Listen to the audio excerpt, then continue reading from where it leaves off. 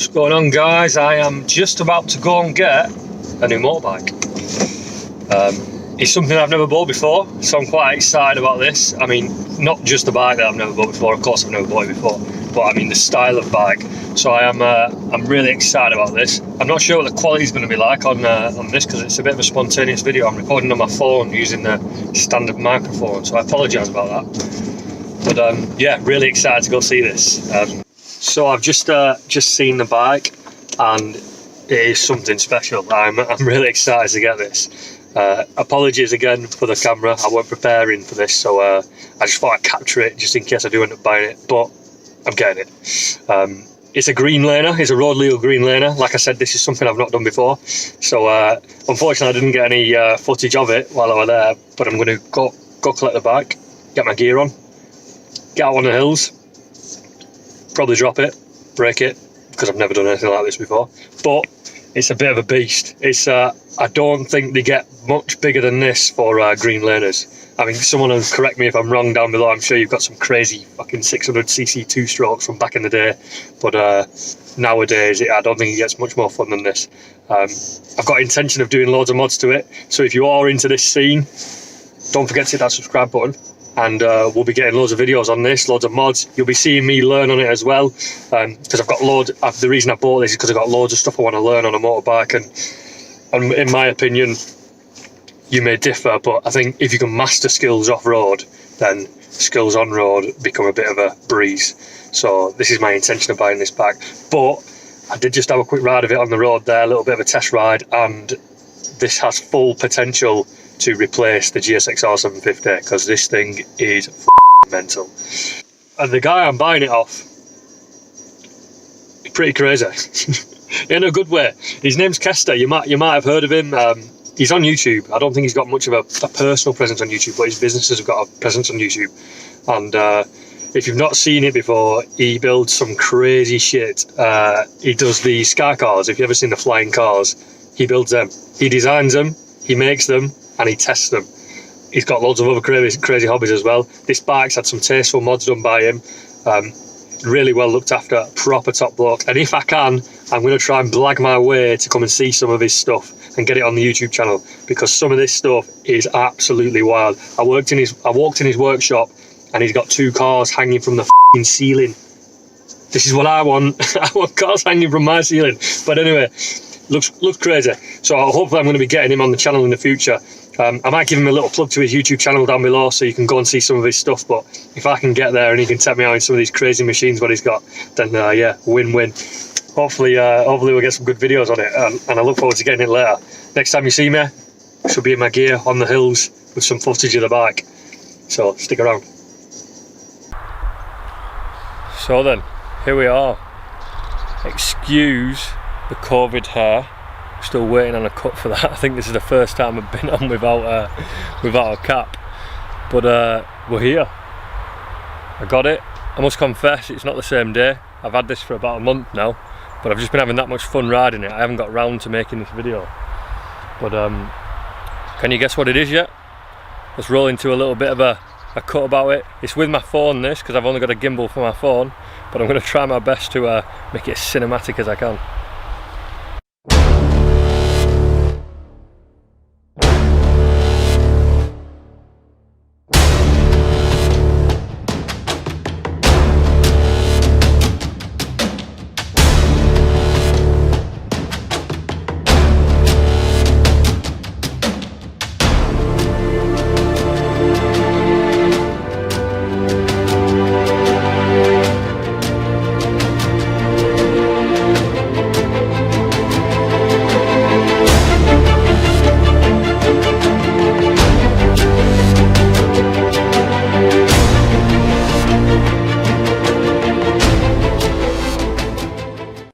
So as you've seen, there's a couple of little mods on there, nothing major.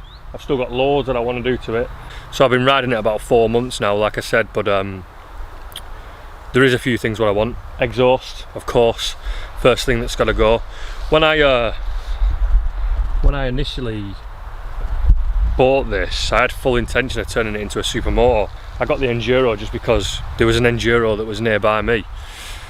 and I had full intention of whipping the wheels off, selling them, getting some supermoto wheels and just making it solely into a supermoto. But now I've been off-road with it, there's no way this is becoming a supermoto. I can't believe I've not done this until now. If you're a biker and you haven't tried this, if you like road biking, super bikes, that sort of stuff, and you haven't tried something like this, do it. You don't even need to get one that's this big. You can get a smaller one and you'll have just as much fun. But this thing is wild. I've never been on something that promotes hooliganism more. And for sure, this thing wheelies way more than my Triumph Speed Triple or my GSXR 750. This thing is mental. Of course it doesn't go as fast top end. I would imagine this would top out at about 80 to 100 mile an hour, but I've not even tried to get it that quick because you just have that much fun in the lower rev range. It's unbelievable, loads of fun. So let's have a look at a few of the mods that Kester has done before I got it off him. Quite a skilled man, so he's done a lot of it himself, but yeah, let's get straight into them. So then, the first mod is reinforced this brake pedal. Anyone that owns these or does any green laning whatsoever will know that that's a big thing, brake pedals. Is reinforced just this bit. Now I've bent this a few times since I've had it because I've probably fallen off 6 times since I've got it. But so I've bent this quite a few times. I've gone into this case in here, which I guess is what it's for. And it bends back here, and I'm not sure whether that was an intentional one because apparently if it bends, it doesn't break. So it is an intention to make it bend, but I think he might have just moved the bend point back a little bit somewhere where it's a little bit thicker rather than here where it can snap off. So that's quite a tasteful little modification. He's also put, there's a cable here, I don't know the exact name for these, but this just stops it from bending too far the wrong way, so it can't bend up or down too much. They're quite a popular mod. When I've been out with the guys green laning, a couple of them have said, yeah, I really need to fit one of those. Also, he's extended the bash plate, so this is like a standard enduro bash plate. I believe it's an optional extra actually, so it's not fully standard. But then he's added the side bits onto it, which just cover the engine case a little bit more and possibly provide a bit more protection for the brake lever as well. Just if you're going to impact something, you might bounce off it with this side. He fitted these pretty sweet lights. I've unfortunately broke one from where I fell off. It's just cable tied there. It is meant to come off and clip back on, but I think it's just too far gone for me. So yeah, every time I've fallen off this, I've usually had to reset the bars in the clamps here because it's usually bent.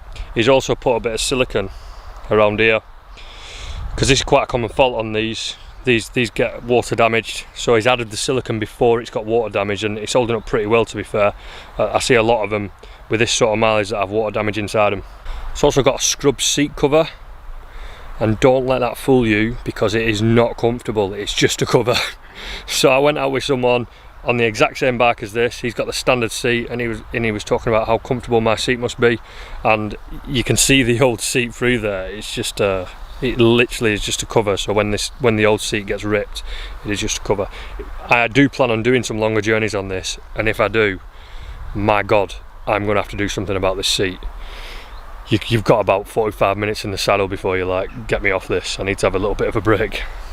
Flexi number plate, go ahead, clone it, I don't care.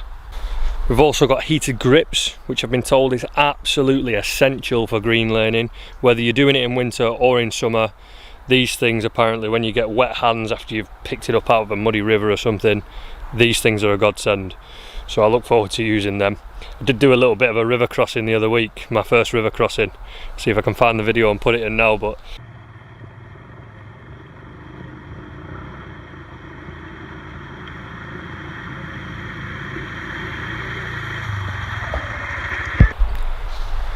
so there's the walk around. I'm really happy with it. I don't know if you can tell from my demeanour, but this is without doubt the most exciting bike I've ever owned. There's a few mods that I want to do to it, and we're going to see the mods on the channel. I'm going to be doing them on the channel. For sure, it's getting an aftermarket exhaust because this thing is too quiet, and it makes it sound a little bit like a 125.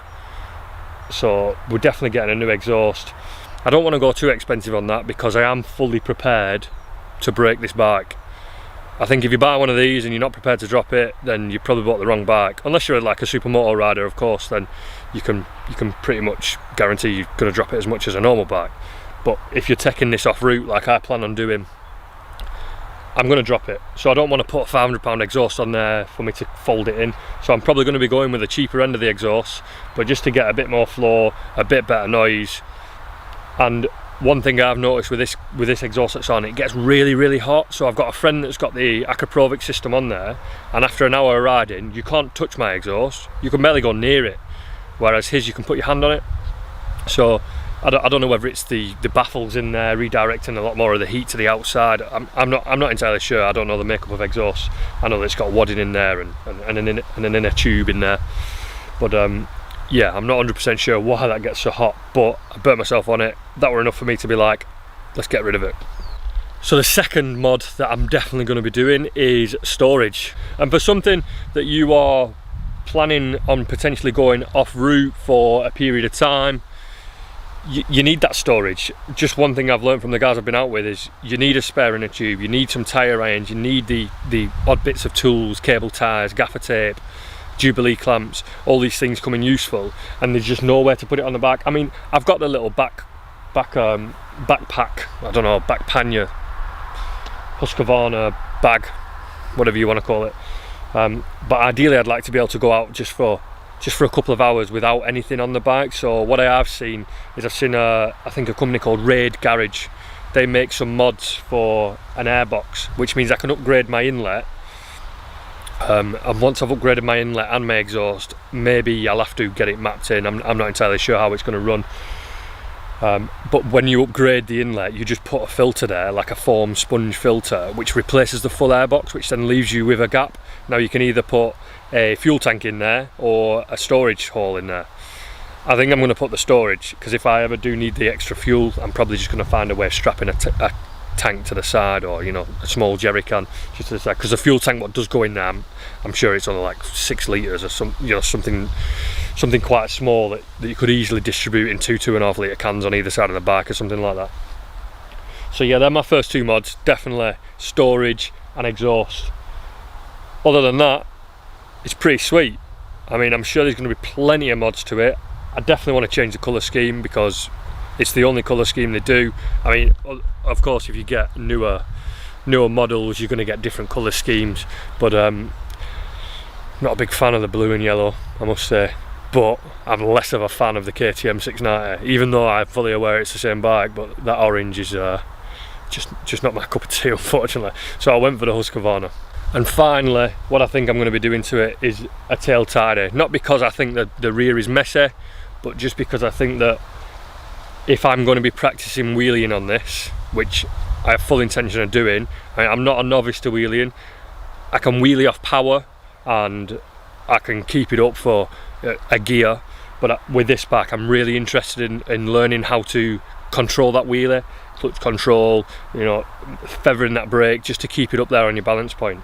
And with me doing that on this, there's a good chance that I'm going to come off the back, and if I come off the back and I'm quite far away from home and I need to ride it home, and I've then snapped my indicators, my registration plate's gone, my brake light's potentially gone, so I'm definitely going to shorten that tail tidy, potentially to the point where I'm just tucking under. But that does pose another risk, is that the fuel tank is in the rear on these. It's set just where the pillion would sit, so if I do come off the back, let's hope I don't snap a fuel tank. I'm sure some people have done that, and it doesn't look pretty fun to get home with a snapped fuel tank dripping over your rear tyre. And finally, I think the suspension needs a bit of adjustment. I've been told that the rear spring is set up for someone that's 75 kilograms. Now I'm closer to 95, I'm like 92 at the moment.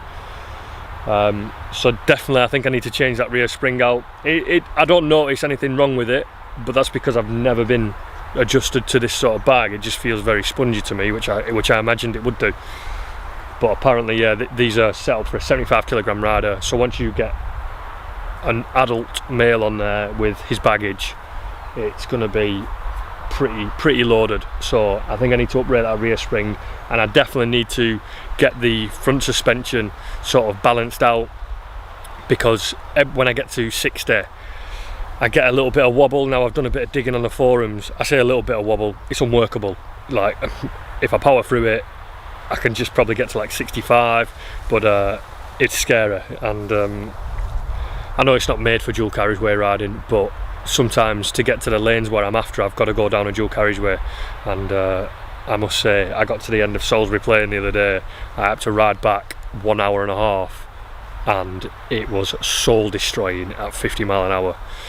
And it was like 8 o'clock at night. I'd just been out for 10 hours on it. It nearly killed me. So I definitely need to get some way of riding a little bit quicker on this. And if that is, I've been told it could be down to the knobbly wheels, it could be down to the suspension not being set up for me, but that's certainly something I'm going to look at in the future.